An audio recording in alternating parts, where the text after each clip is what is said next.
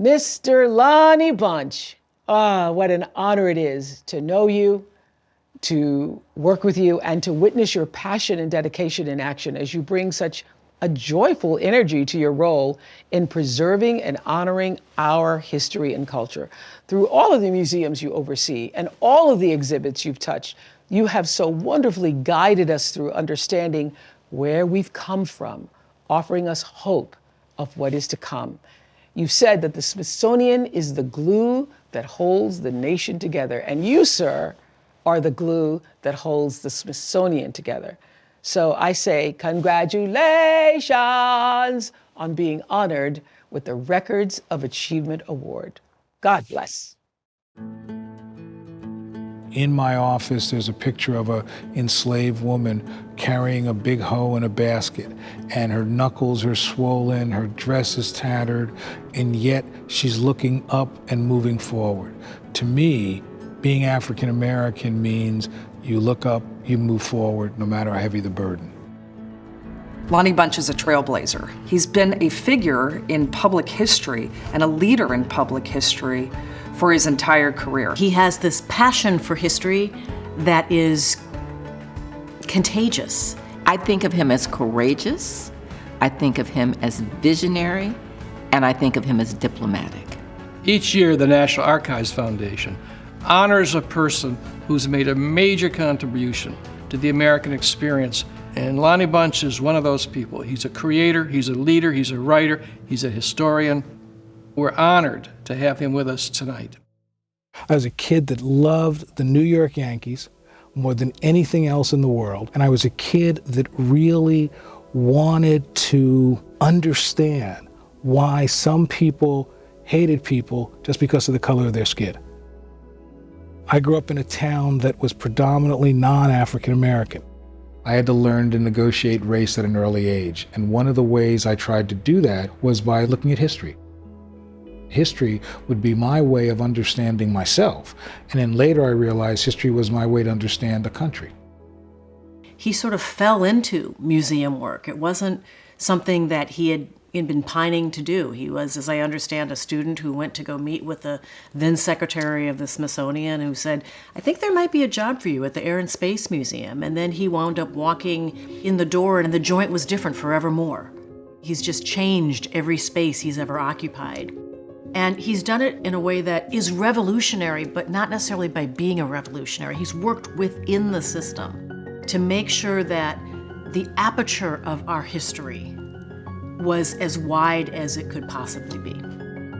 That's what he's done throughout his careers, to contextualize history so that we can use it to understand the present and move forward in the future in a way that makes us stronger. I am honored and humbled to welcome you to this groundbreaking ceremony for the newest museum of the Smithsonian Institution, the National Museum of African American History and Culture. I just love to say that.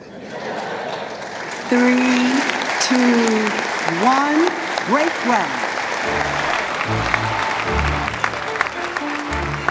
I knew that this is where this museum would have to be, that this is America's front lawn, and this is the place where people come to learn what it means to be an American, and this museum needs to be there.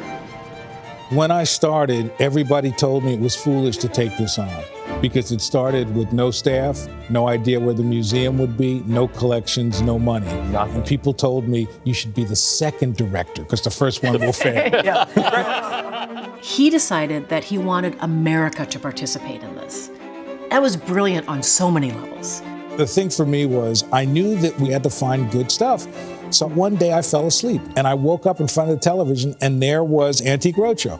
I'd never heard of it, you know, and I thought, what a good idea. So I put a new spin on it, called it Saving African American Treasures, and we went around the country and said, bring out your stuff. And 70% of all the things we found in the collection came from basements, trunks, and attics of people's homes. Whether you are a descendant of African Americans, whether that is part of your history or not, when you walk in that building, you realize this is my history too. Because that's the interesting thing about this history. It's a history of African American history and culture. But African American history is American history. That has been one of the great strengths of the museum, that it says it is a story for us all, and that we all can find ourselves, our history, our understanding of America in this building. I view the archives as the cornerstone for democracy. You cannot have accountability in a democracy without having records. The National Archives is the repository for all federal records. Therefore, the National Archives is essential for the continuation of democracy. We're also looking to expand the American story in important ways.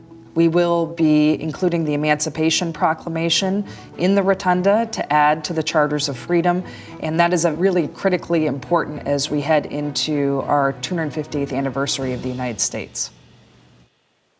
As so many generations have before, we gather on our National Mall to tell an essential part of our American story.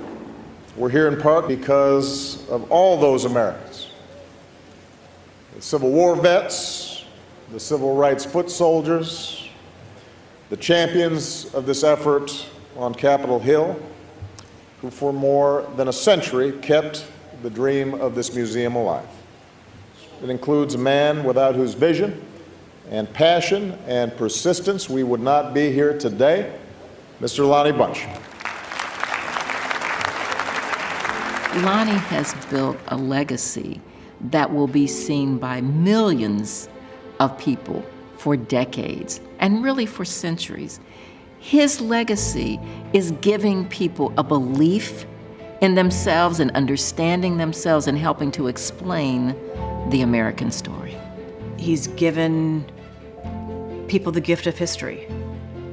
And for people who were left at the margins, he's placed them at the center of that history. And America still has not told or embraced its full story, but to the extent that we have done it this far, we owe a large measure of gratitude to Lonnie Bunch for getting us there.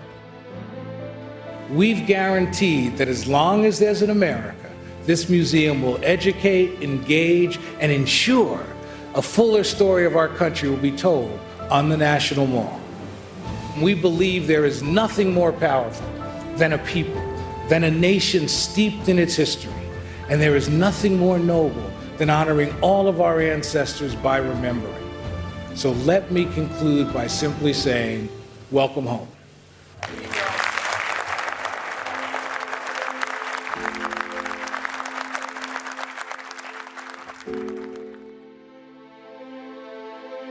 Thank you.